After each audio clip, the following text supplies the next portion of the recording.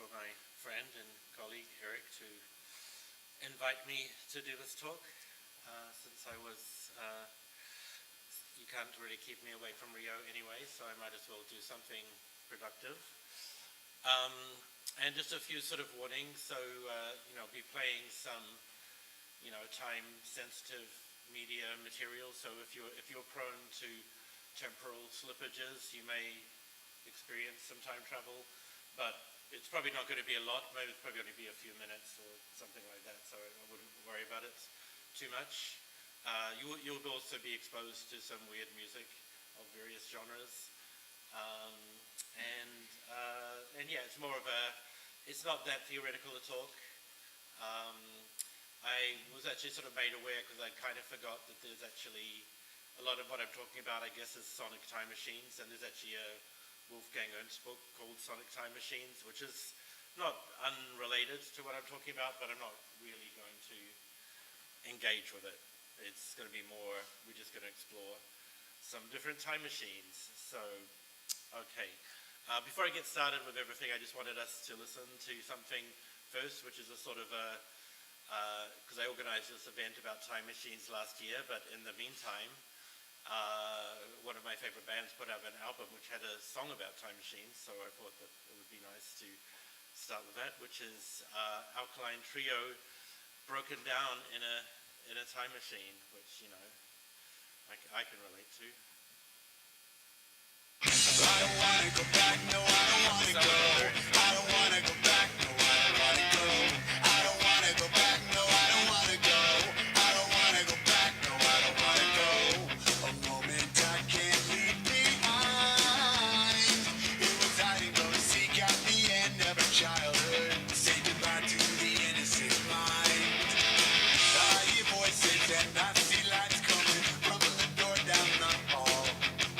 I hear voices and I see lights coming from the door. I was born in a time machine. Mark it down at some gruesome scene. Sometimes it works in reverse, and so I'm leaving worse. You didn't know I was there, I didn't want to be. Now I can always go back, but I don't want to see. You didn't know I was there, I didn't want to be. Now I can always go back, but I don't want to see. Brings me back here at the worst times. As if things weren't bad enough when you ruined me here the first time. I can't just go away. Not now, not again, not today. I was born in a time machine. Mark it down at some gruesome scene. Sometimes it works in reverse, so I really worthless. Like I used to know me so comfortably. I did it with what haunted me. Now I don't dare turn my back. That's when I get upset. I'm broken down in a time machine. Okay, so that gives you some idea, and it's if it's emphasizing anything, it's about the idea of time machines working by breaking down, which very much is the case with the TV series Dark, which we're going to look at. Yeah, that's the sort of itinerary we're going to follow. So we'll get started properly. So this paper is going to go over some of the main inspirations behind the recent Time Machines event. It had a much longer title, which I don't remember at this moment, that I organized in Goldsmiths last July, and it's going to be published as a special issue of MAST, which is a media arts studies journal that comes out of Buffalo in the States. And we're hoping to have some audiovisual publications as well as regular articles, etc. So we organized this event last July, and we were basically open to the widest possible interpretation of how various different forms of media arts, audiovisual media like film and television, but also music, also visual culture. We had people from the visual culture department who were looking at objects as time machines, and in relation to things like Afrofuturism, quantum physics, and so forth, to sort of think this idea of a time machine as a kind of productive and generative in relation to it as a way of thinking about media arts in general, but also this, why is there suddenly this return to a kind of plethora of, narratives featuring time travel, time machines, time loops, alternative histories, non-linear time, non-chronological time, etc.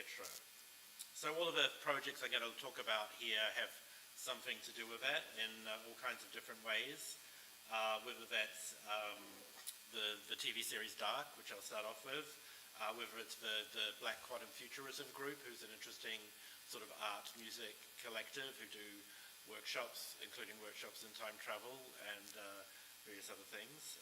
We'll look at some of their work. Coil, that's a band I've been writing about for some time, and they had a famous project called Time Machines, which they claimed could induce time travel.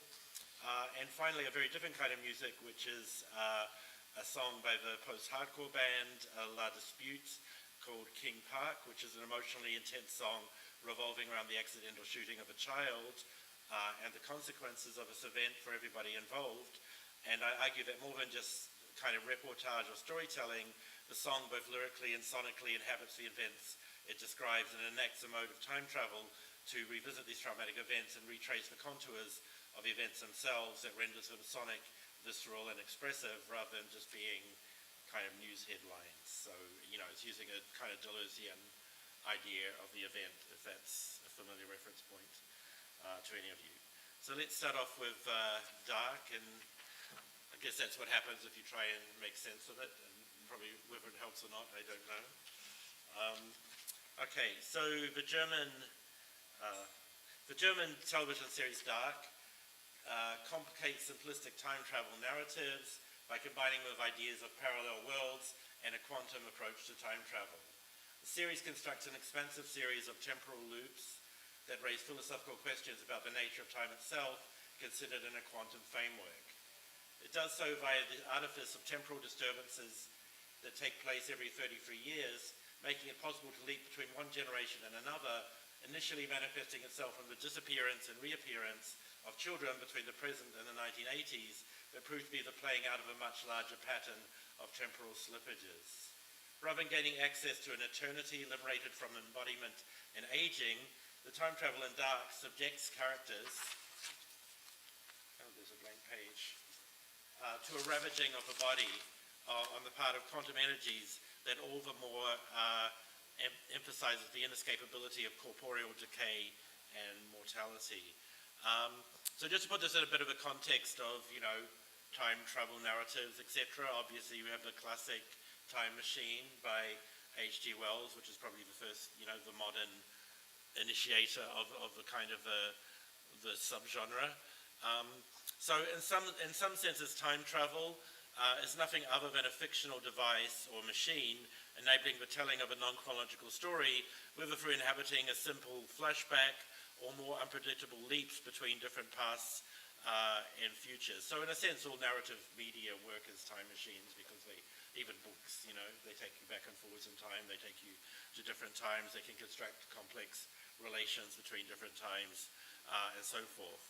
In a sense, Dark tries to have it both or always, in which there are both intentional journeys in time. So time travel is often either it's sort of, deliberate attempts at time travel or accidents, or, just somebody gets caught up in some temporal disturbances or, etc. And Dark really has kind of all of that. So you have intentional journey, seemingly accidental disappearance, and an evolutionary sequence of time travel machines which range from Victorian steampunk devices of different dimensions and different components to a secret tunnel wormhole in a cave system to past and future God particles. And these are some of these devices here. That's a tunnel in the cave.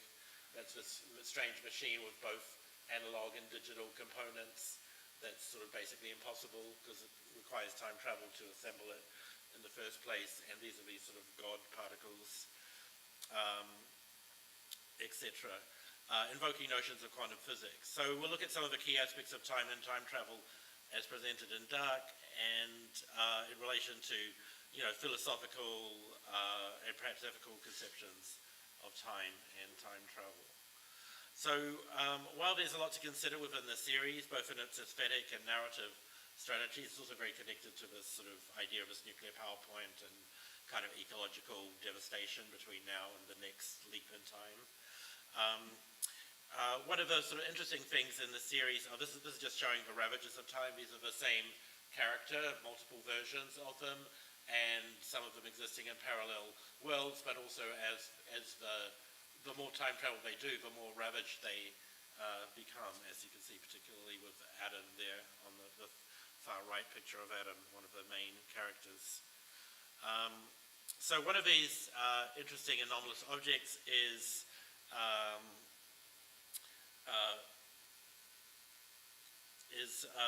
the book, A Journey Through Time, written supposedly by the clockmaker H.G. Tannhaus.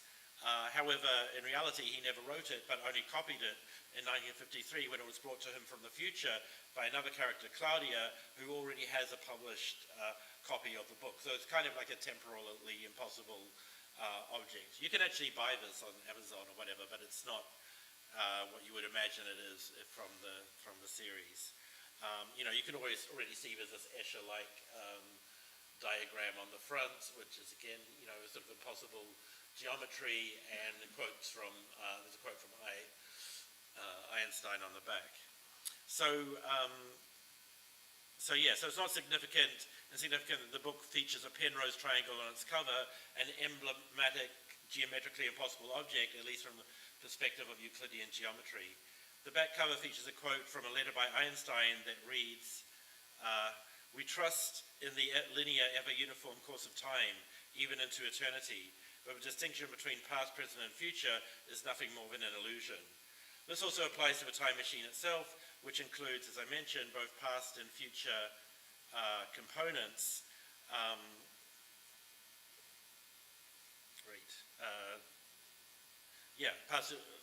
From different periods in the series.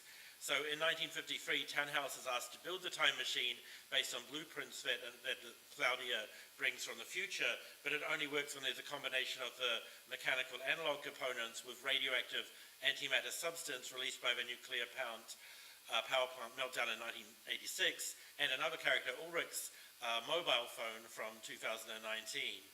As such, it's another impossible object, and like the Penrose triangle or the book, that can only exist as a perceptual illusion, or as Jonas says early on in response to Marta's experience of deja vu, as a glitch in the matrix or a glimpse of the other side. So you've got this kind of philosophy of time at work in the show that's close to notions of quantum entanglement, namely the interconnectedness of all things at all times, even across multiple worlds. It's already hinted at by the quote by Einstein, but it's taken further via references to quantum physics, notably in episode 7 of season 3, which begins with a young Tannhaus giving a demonstration of Schrodinger's cat parable, in which at a quantum level reality is undecidable and different states of reality are superposed upon one another. There are worlds in which the cat is either alive or dead, depending on how it's observed. So let's go into that. So, you get a little bit of actual quantum physics in this series. What is reality? Is it singular in nature? Or do several parallel realities exist at the same time? To address this, Erwin Schrödinger constructed an extremely interesting thought experiment. Schrödinger's cat. A cat is locked inside a steel chamber with a tiny amount of a radioactive substance, a Geiger counter, a vial of poison, and a hammer. As soon as a radioactive atom disintegrates inside the steel chamber, the Geiger counter triggers the release of the hammer, which smashes the vial of poison. The cat is dead. However, due to the wave characteristics of the quantum world, that atom is indeed disintegrated and intact. Until the moment we check and see, we don't know if the cat's dead or still alive. It continues to exist in two superposed states. Both states are true until we view it in a definitive state of existence. The attributes dead and alive exist here in the microcosm at identical instants. What if the simultaneity of life and death also applied to the world in the macrocosm. Could different realities exist side by side? Could we split time and let it run in two different directions? And as with this cat, induce a state of death and life simultaneously? And if so, how many different realities could exist side by side?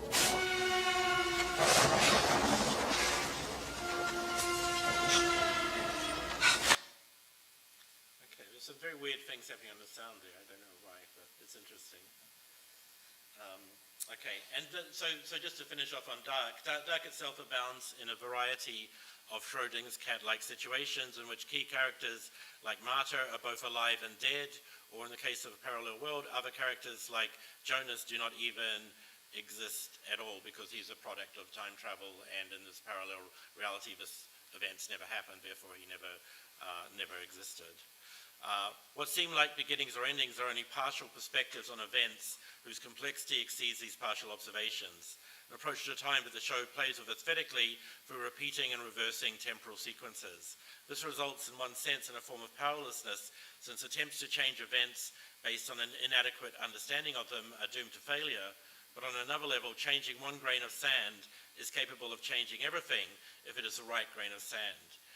If you can change or undo the knot of time itself, then it's possible to affect the entire construct and reconfigure it, albeit with unpredictable results, and that's what several of the characters start trying to do once they've gained some kind of knowledge about beyond the just like, let's just go back in time and change history in a sort of back to the future kind of way. Okay, there's a lot more to Dark, but I will move on to these are the two secret societies. My next example of Black Quantum Futurism.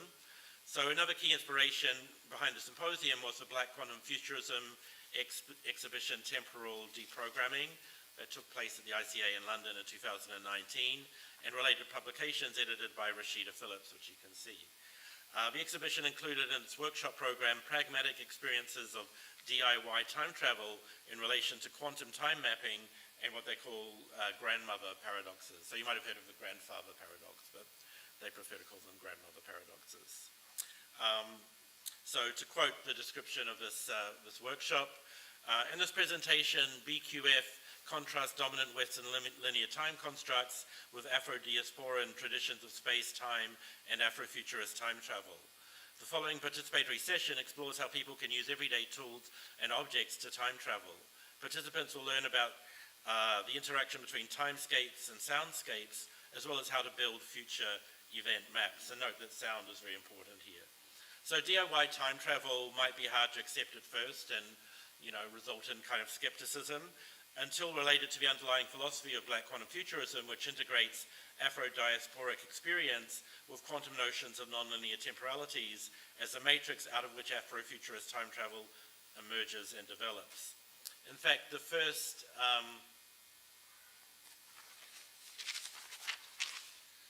volume of Black Quantum Futurism, Theory and Practice, BQF provide a table that articulates a range of quantum phenomena like wave-particle dualism, non-locality and entanglement, and many others with African spiritual religious phenomena and real-world correspondences.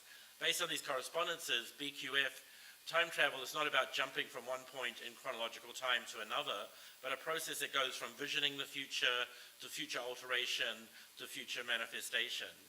But it's not a vague New Age idea, but it's based on a rigorous process of undoing linear time that increases the knowability of both past and future. Another quote, this practice develops foresight and hindsight by studying features of time, sources of change, rhythms and patterns in larger social patterns, as well as patterns in our personal sphere of experience. In fact, these practices are all about deprivileging the hierarchy of the present moment in favor of the past and future considered as formally equivalent. This temporal deprogramming allows access to different times, whether these are only a matter of seconds away from the present or more distant temporal processes like colonialism or slavery. It begins with a complex notion of temporal experience as encompassing the present perception of short intervals and rhythms, the sense of duration that incorporates the present with the past, temporal perspectives on the world, and simultaneity and succession. All of these temporal dimensions can be worked on to undo simple chronological time in favor of a more open temporal experience in which fuller understanding of past and present can enable visions and transformations of the future. One of the key concepts that Black quantum futurism developed is that of retrocausality. Following the insights of quantum physics as well as African spiritual conceptions, they argue that causality does not only go from the past to the present and the future, but also the reverse, from the future through the present to change the past. Another quote, a BQF creative exploits the fact that the future can alter the present and the present can alter the past.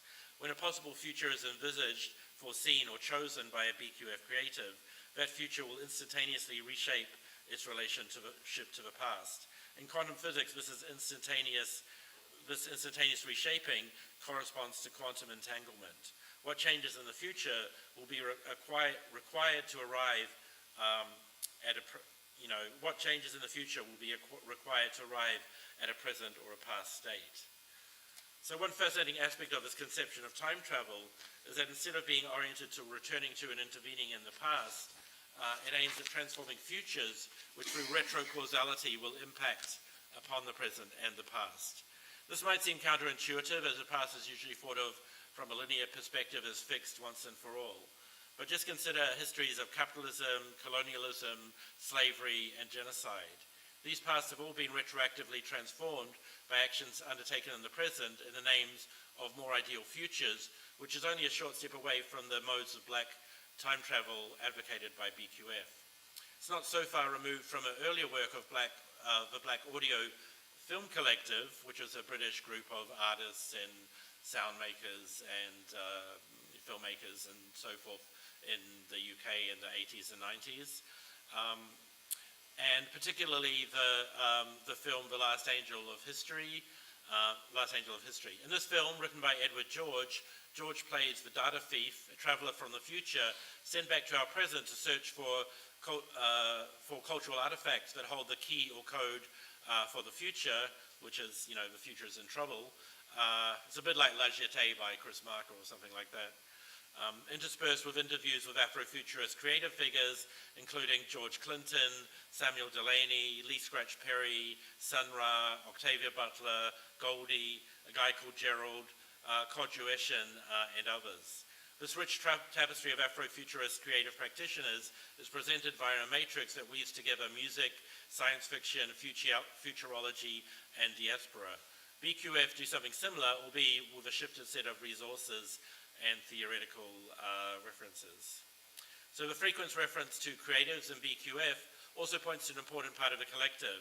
It's through creative practices from poetry, writing, films, and visual art to hip-hop and other Black musical practices that this unworking of linear time takes place. In fact, sonic time machines have a privileged place in BQF practices, with one of the main participants being Kamai Dennis, aka More Mother, a prolific music producer who also works with BQF sonically to generate sonic experiences that correspond to more abstract BQF articulations of time travel through drawing on Afrofuturist musical traditions, the use of hip-hop techniques like sampling, futuristic electronic sounds, and time-traversing poetic lyrics. And these sonic practices themselves operate as sonic time machines in different but not unrelated ways to the examples we're going to explore next. So this is just a bit of More Mother. It's kind of probably the most obvious example in terms of its connection to Black quantum futurism. I'm not necessarily saying that's, the only or the best thing to pay attention to. It's just one thing.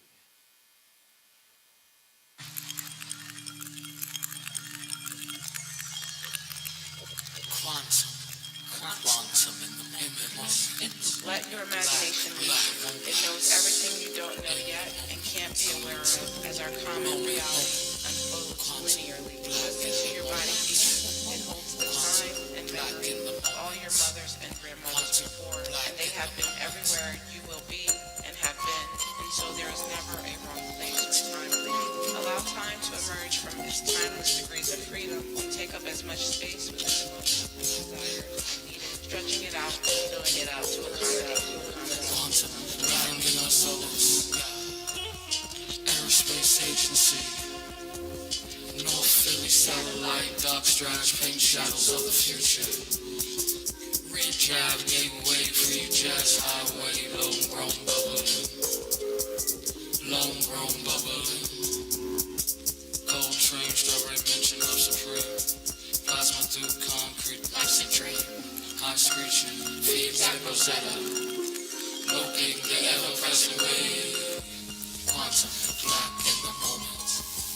Quantum, black in the moment. Quantum, black in the moment. Quantum, black. Definitely worth checking out the whole album, Jazz Codes. Okay, so now we're moving on to Coil, which might seem quite a leap from Afrofuturism, being a sort of English industrial sort of duo that operated from the 80s to the 2000s, who were very interested in the occult and various forms of underground cultures and so forth.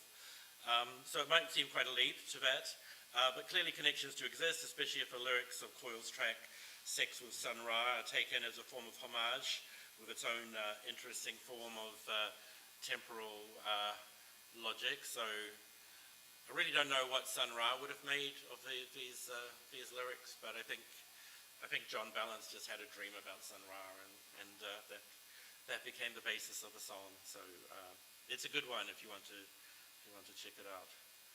But it's just me trying to prove that there's some connection between Coil and Afrofuturism, basically. Okay.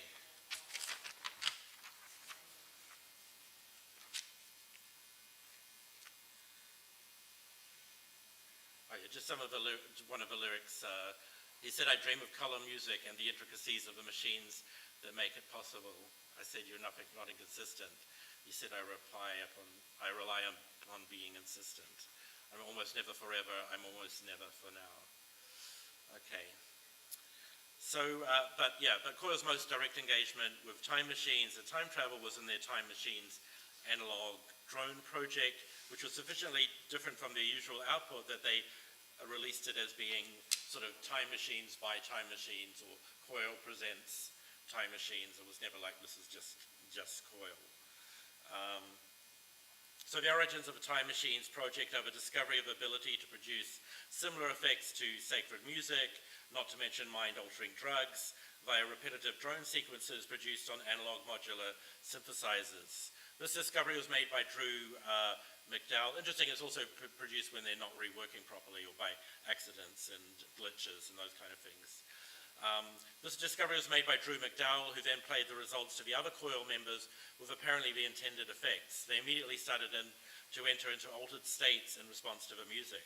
This was in effect what Coil's various musical experiments had always been aiming for, to replicate in sonic forms the Gnostic effects of ritual experience and other sacred technologies like psychedelic drugs. The loop drones of Time Machines seemed especially efficacious in the aim of disrupting temporal experience, and a whole mythos developed around these recordings. Each drone piece was linked by the group to a specific mind-altering chemical formula, whether DMT, psilocybin, or telepathine, according to, quote, research into the resonance between the textures of mind-altering experience made available via each piece and the associated chemical substances. So basically they take drugs while they're listening to the music and try to align which drug went with which piece of music, basically. So visual analogs might be found in the phenomenon of flicker films, this is from the 1960s and 70s, which in an analogous way reduce the resources of film to pure alternations of light intensity, and likewise being claimed to provoke altered states of consciousness. These techniques were also applied to Brian Geison's Dream Machine, which you can see on the right, which used a simple technology of a turntable with a light source filtered through a rotating cardboard cylinder with holes to provoke altered states of awareness in a markedly similar manner to sonic drones. So it's a kind of like a visual drone in a sense. As John Balance put it about the Time Machines project, Time Machines were supposed to cure you of time, in the sense that time is an affliction. Everything is speeding up and there's no time and everything is compressed. Your time isn't your time anymore. It belongs to somebody else and they pay you for it, and then suddenly you find you haven't got it, so you borrow it from somewhere else. Time Machines was an attempt to create a space where people can stop and have gaps. So Time Machines was not merely conceived as a break from the rhythms of capitalist subjectivity, where time has to be, productive all the time, and your time belongs, is owned by somebody else, etc., but as a veritable form of time travel, referring not only to the powers of sacred music, but also the perennial interest of Coyle in John Dee and Enochian magic. Not only was the cover of a release designed to resemble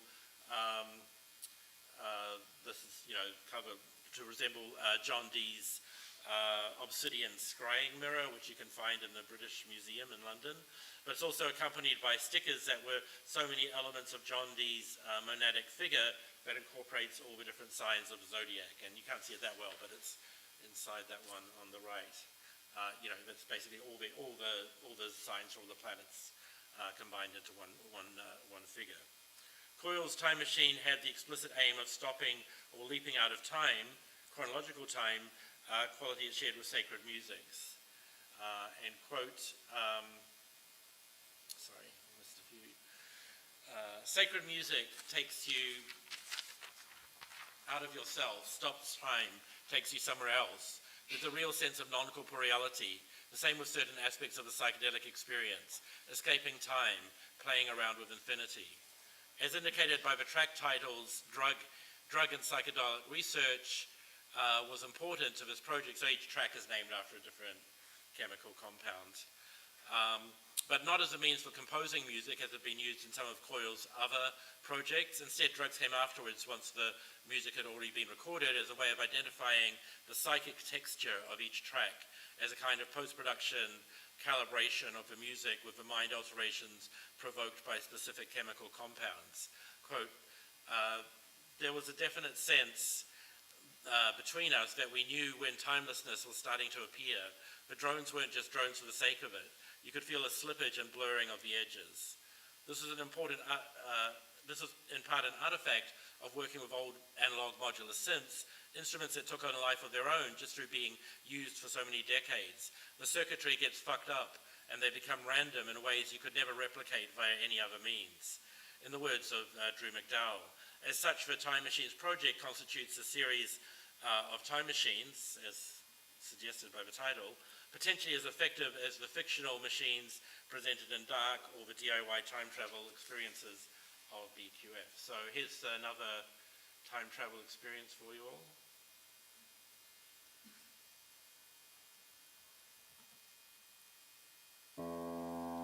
Just sort of starting a bit in the middle.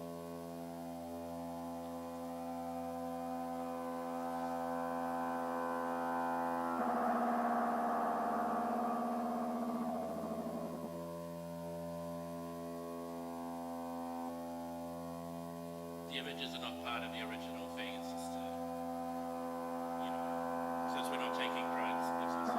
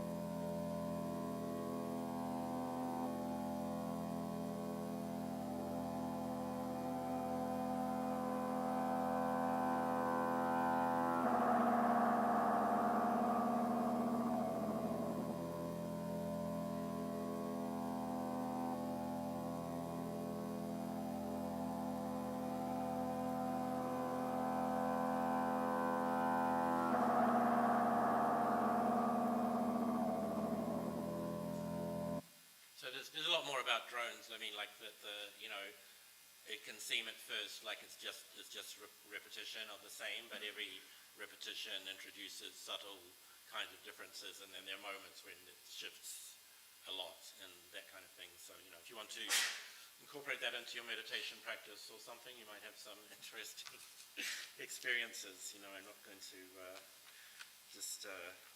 maybe it should come with trigger warnings or something, because I don't know where you're going to end up, but Okay, so we're down to the last, and as you can see, it's going to be a very different kind of example, which is what either post-hardcore or a screamo band, depending on your genre definitions. So a very different form of sonic time machine can be found in the music of La Dispute, especially the track King Park from their Wildlife album from 2011. I got to see them performing this entire album, and it was amazing. La Dispute are a post-hardcore or screamo band, the latter a term used to differentiate strains of post-hardcore music that employ screamo from both, obviously it's a parody of the word emo, so it's a more screamy emo, from both emo and metalcore. In fact, La Dispute's vocalist and lyric writer Jordan Dreyer deploys a whole range of vocal techniques, from spoken word to singing to howling to screaming to perform his highly poetic lyrics, accompanied by the musical intensity of the rest of the group.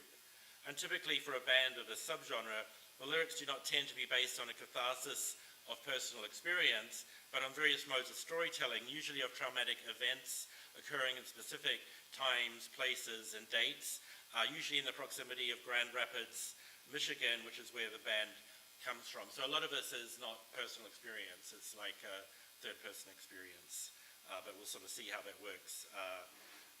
In fact, it's neither. It's like a sort of indirect perspective. I think there's a Deleuzian word for it that I forgot, but something like that. Free indirect perspective, I guess you could say.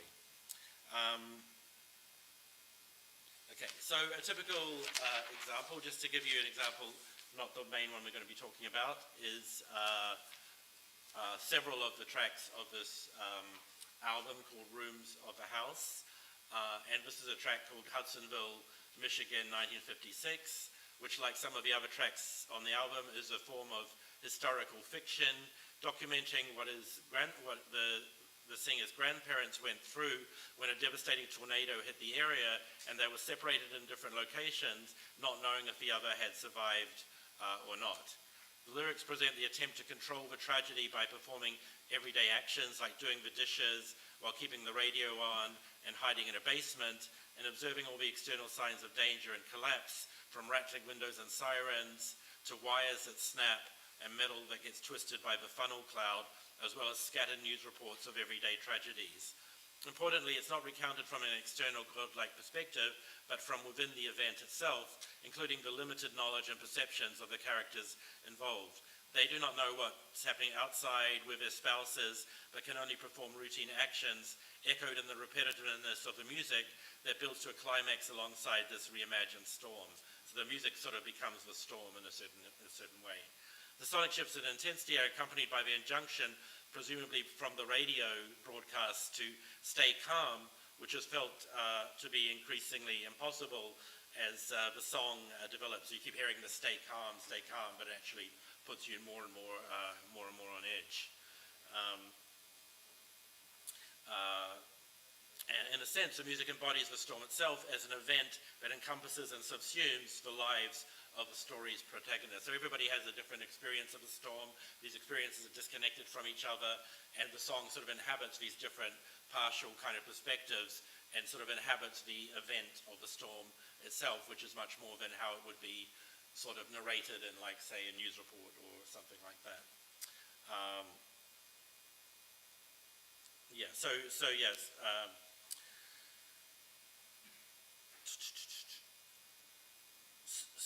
in the logic of sense, Gilles Deleuze contrasts two accounts of the event. The first, which we could equate to official history or journalism, is the event from the perspective of the present, of its actualization in a given state of affairs, in which the future and past of the event are evaluated only with respect to this definitive present. However, there is another sense of the event in which there is the future and past of the event considered in itself, sidestepping every present, free of the limitations of a state of affairs, impersonal and pre-individual.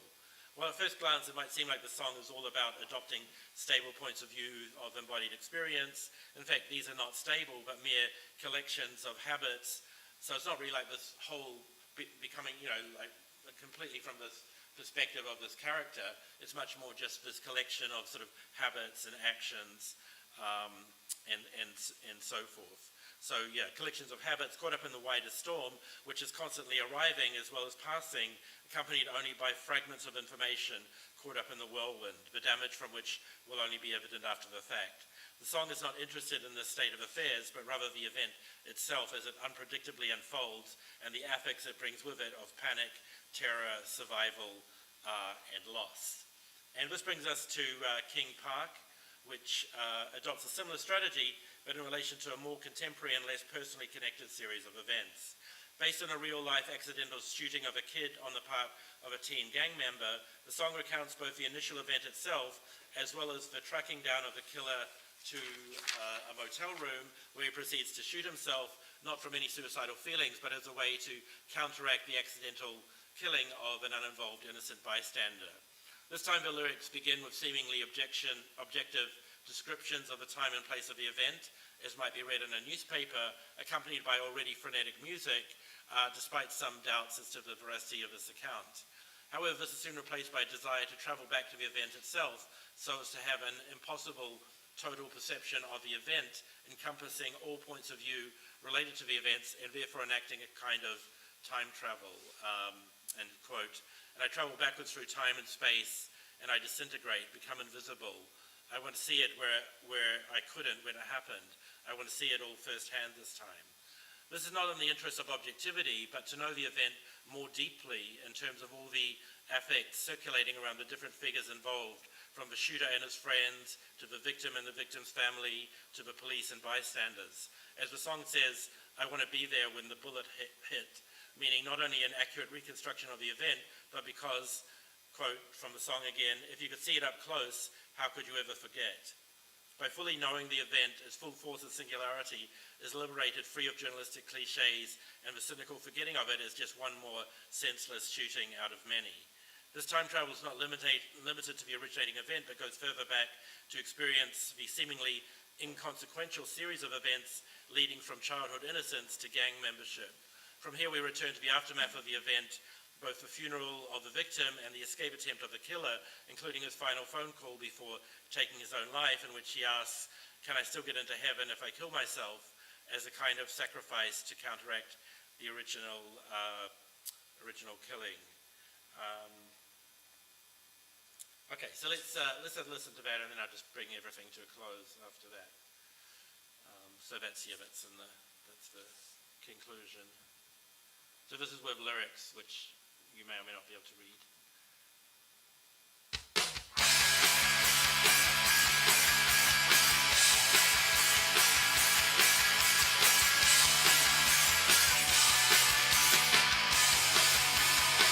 Another shooting in the southeast side. This is drive-by midday outside of a bus stop. Like Fuller and Franklin are near there. Not far from the park, about a block away. The other shooting was last month, or was it last week?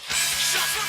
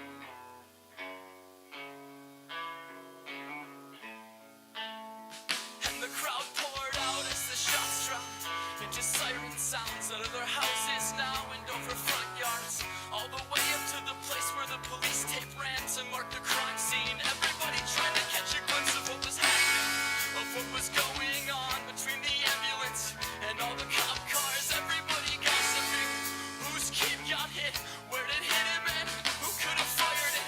Everybody wondering, how did it happen again, and is he dead? These children are kids. Everybody wondering how far they were from where the victims live, and I visit them, their houses.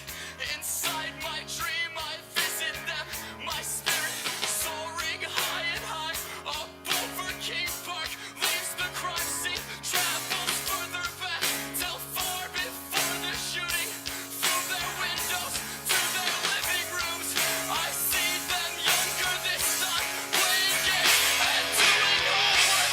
All these marks of youth soon transform coldly into stone for fights and stupid feuds, for ruins wrapped in gold. And cruelly I recall why I have come to find the reason, but there cannot be a reason not for death, not like this, not like this.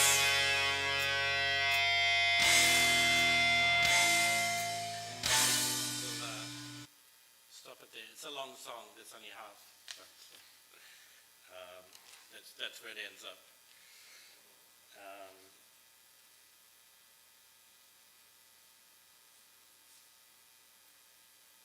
Okay, so in contrast to the original Murder, the narrator seems wary of all this knowledge of death and leaves before the final shot, not wanting to know the ending, which is of course already known, and it's kind of interesting in terms of this idea, I want to be there when the bullet hits. But for the second killing, which is the killing of the perpetrator, he's had enough by this point.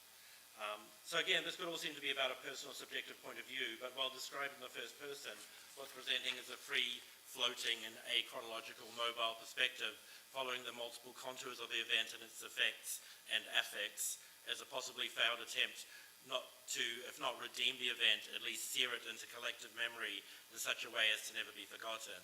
And indeed, this is widely considered La Dispute's most powerful song. So just a very short conclusion.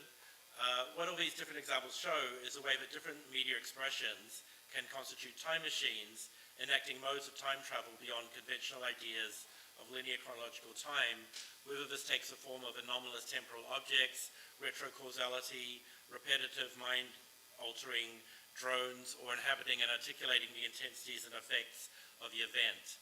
In a sense, these examples all resonate with Deleuzean idea that the only subjectivity is time, and we're internal to time rather than the other way around. But only if time is understood in a non-linear, transpersonal, and multidimensional way. If these are all examples of what time machines can be, then what they're for is dismantling the chronic condition of chronological time in favor of more open, transformative relations with multiple pasts and futures against the tyranny of the privilege of the present. And that's it. Thank you.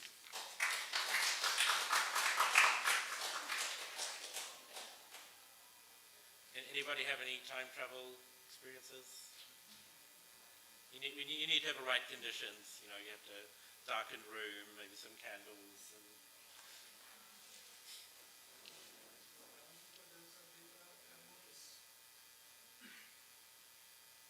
I was thinking of Donnie Darko. I had to mention Donnie Darko because I think it's like one of the most interesting multimedia experiences in film dealing with the issue of time travel. Because in the movie you're given the book that explains the philosophy of time travel. And at the time, if you had a DVD, the book was also inside the DVD, so you could actually read some of the pages. And also, it often yeah, they might have copied that idea on Dark. kind of fight with this idea that you continue living the experience of the movie outside of the like the cinematic experience, because you could like whatever play a game, people and see the extras, or you could go to the website or like games that you could play to find out more elements of the story. So it was like a very interesting temporal experience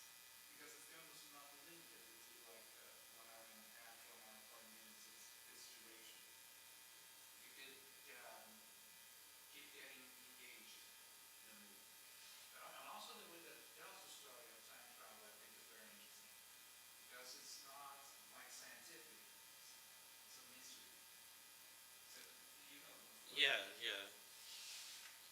Yeah, I quite like his other thing, like Southland Tales, which is by the same director, which is much more about parallel alternative timelines. It does have a time travel element as well. Yeah, I mean, obviously there's a million examples that you could possibly draw on. I mean, I was focusing more on 21st century ones and ones that, you know, to me had something about this, or maybe not the last one so much, but most of them had something to do with this kind of quantum idea, because obviously there's a lot of time travel narratives like, you know, the time tunnel, Back to the Future, where it's just literally jumping into a certain historical period, and it's usually with sort of very cliched markers of that time, etc. And that's not the kind of time travel. That's why I found Dark interesting, because it wasn't that kind of time travel, even though there's certain dates involved. It's really more about different cycles of this sort of intergenerational trauma and you know, ecology and other kinds of, you know, cycles and rhythms and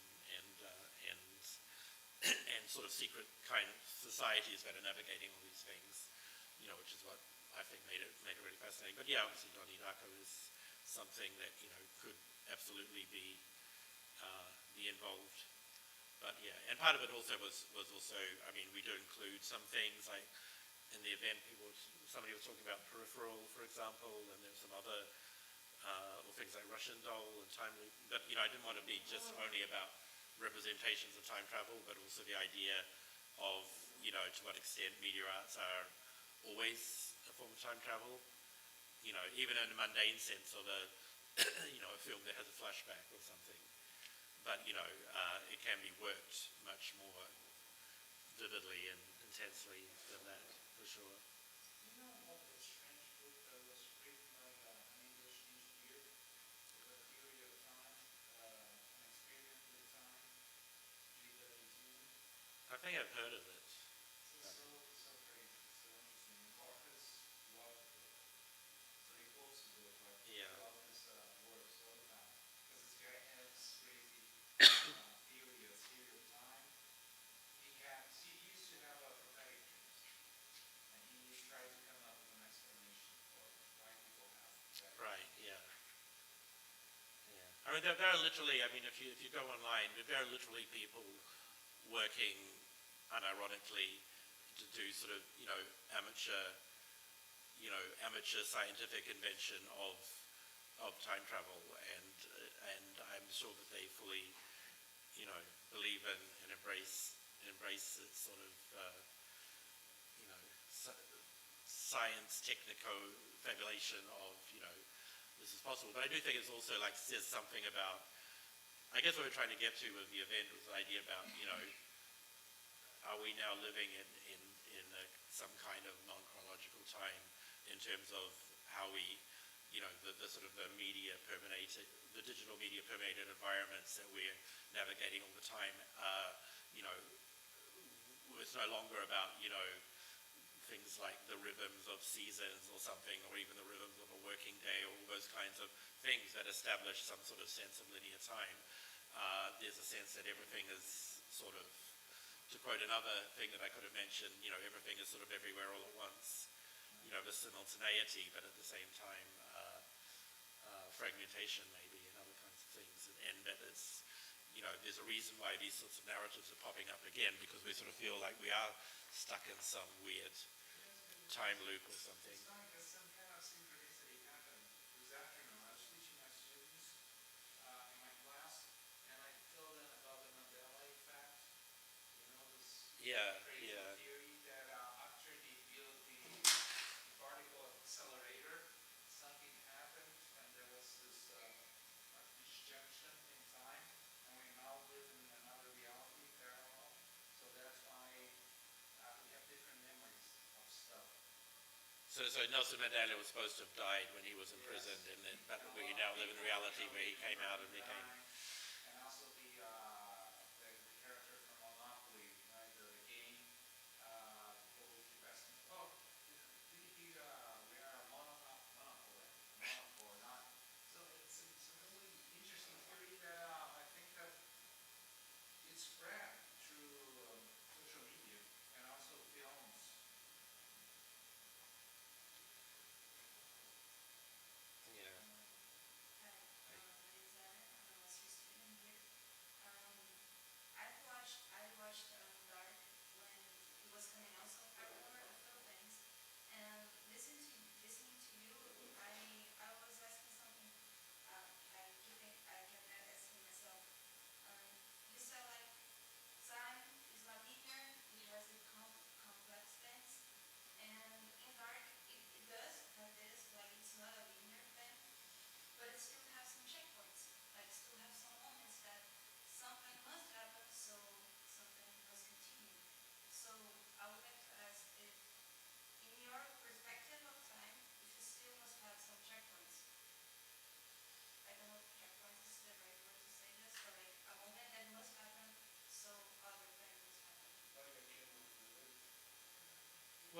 think there's, I mean, like, you know, for a start, we always have to remember this is a fiction, and they, you know, they came up with this idea of these sort of knots or vortexes of time that happen every 33 years, and that was just a convenient way of showing different, you know, time periods and managing to skip over Nazism and stuff like that. So, you know, like there's that element of it. But I sort of think, I think it's more like an idea that, you know, like linear time is a kind of perceptual illusion, but it's a convincing one, and we all live in it, and we all think that that's what happens, and we imagine that's what happens, etc. But it's you know, it's arguing for the idea of all kinds of all sorts of anomalies and these kind of passages, and the idea about what actually happens being affected by all of this kind of anomalous sort of, you know, events, I guess, and it being, you know, a lot of it is very much, you know, I thought was quite related to stuff about magic, for example, like, you know, because a lot of the idea is that people are learning all these things about time and becoming better at it and becoming more powerful by, you know, mastering certain things. Like, for example, you immediately think, well, you know, I lost this person who means a lot to me, so I'm going to go back in time and change time so that they, you know, they didn't die or something like that. But, you know, every attempt to do that is always a failure because it's not based on, it's a very superficial understanding. So, you know, God is sort of much more complex. It's much more like these, this kind of spiral that's going through all these particular points. And you're right, there are these heightened points, but I also think that the points happen on this kind of unstable sort of continuum, and a continuum that, you know, is very much also about there's at least two parallel, you know, universes, if not more. So it's also kind of connected to this multiverse type idea, which, you know, is already there. The multiverse wasn't invented by Mark Zuckerberg. It's already there with, you know, Schrodinger's cat being alive and simultaneously alive and dead, depending on sort of observation.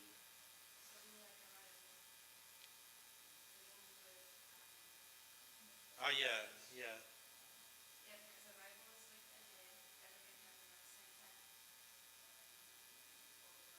Yeah, yeah.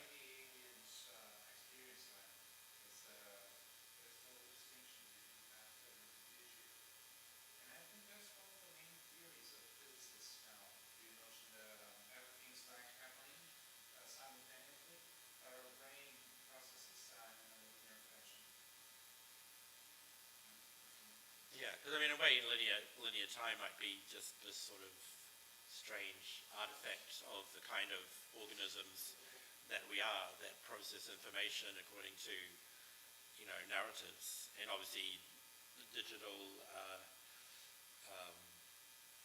you know, digital machines don't process things in terms of narratives, but in terms of, you know, databases and other kinds of forms which don't have the same relation to time and space.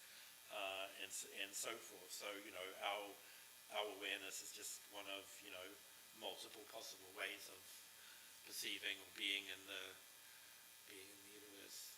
I was doing another recent project I was writing about sort of algorithmic reality TV shows like The Circle, and this latest series of The Circle just came out, and one of the players is actually an AI. So I thought that was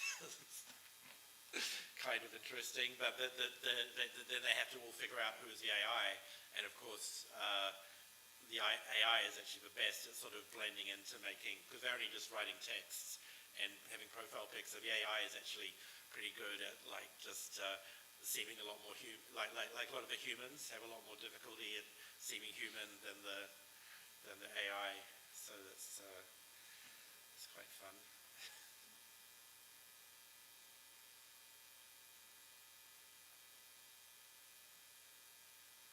But it certainly, I mean, one of the things I did like about Dark was the way that it did sort of open itself up to various philosophies of time and, you know, quantum physics, and actually included things like that Schrodinger's cat thing sort of in it, you know. Well, in terms of media theory, when we talk about media archaeology and the laboratory that Louis Wind and Wolfgang Ernst had in Berlin, where you could like touch the old objects, like old radios, old computers, and I was been writing about this notion of chronopoetics. In a way, it's like traveling in time to experience the different cultural environments connected to those technologies. So maybe there's a new trend in media theory that has something to do with this idea of time travel, or at least going back to the past to experience these lost worlds of technology. Because, yeah, there's a lot of them, you know, him and Kittler going on about the sirens and Right. doing experiments to see if they could have heard the sirens. But the number one he talks about is that, you know, apparently there's some very, very early recording based on this technology that they have of this wire that records things, and that was used to record this sort of Serbian or Yugoslav-like poet in the late 19th century, and resulted in some kind of recording. So he took this device, he went to Yugoslavia, found one of these poets that still exists in this folk tradition, and using the same apparatus was kind of recording him, you know, orating. So basically, you know, reconstructed, and, you know, kind of sort of felt like this was really like, you know, was like a kind of time travel, I guess, you know, because it's like, but then he said, yeah, the kind of the mesmerizing delivery of this poetry, which presumably he couldn't understand at all, because I doubt he knew the language or anything, was nevertheless, you know, so captivating that it kind of was also sort of dissolving these temporal boundaries. Yeah, Hitler said that when these technologies were invented, a lot of them, they were used to like capture the past, like using the gramophone to, record the voices of the spirits, the ghosts, or spirit photography. So there's this like strange temporal scale connected to the invention of media technology. Yeah, like Eric Davis talks in the Technosis about how almost every form of new technology has this sort of haunted spectral aspect to it, even when you think everything's just heading towards ever greater rationality and sort of scientific kind of a worldview, and yet every form of technology is invested with these things. But it's not really, you know, surprising in a sense, because that's what sound recording and photography and moving images sort of enabled, was this sort of the capturing of the ephemeral things that would normally just be passing, and preserving them, in theory forever, although most of the materials obviously decay and all that kind of thing. So, was it like Gorky or somebody saw one of the really early cinema projections and sort of said, "Tonight I've been in the land of the spirits, or the land of the dead," or something like that.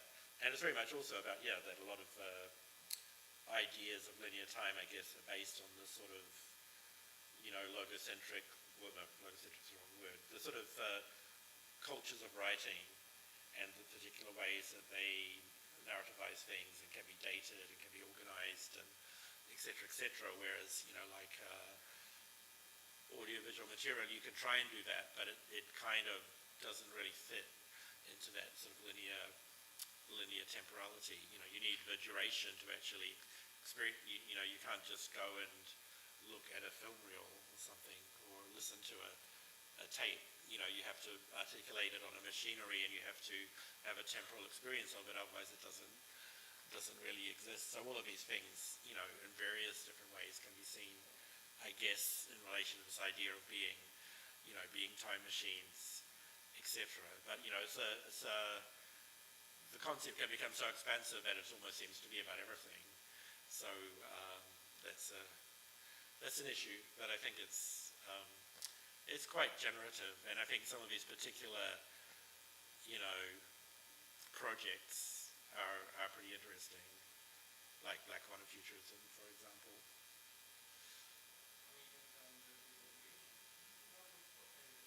So I find it interesting that you brought examples of music and movies and especially rituals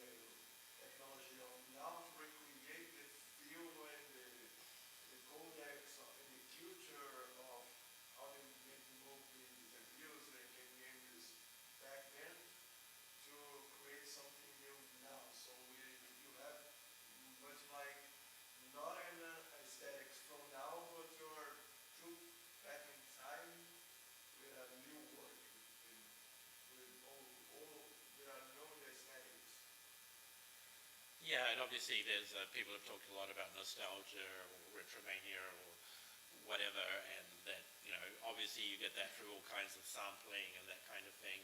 And some people at the event we had were talking about things like what DJs do and like, you know, reggae sound systems and those kind of things as time machines as well.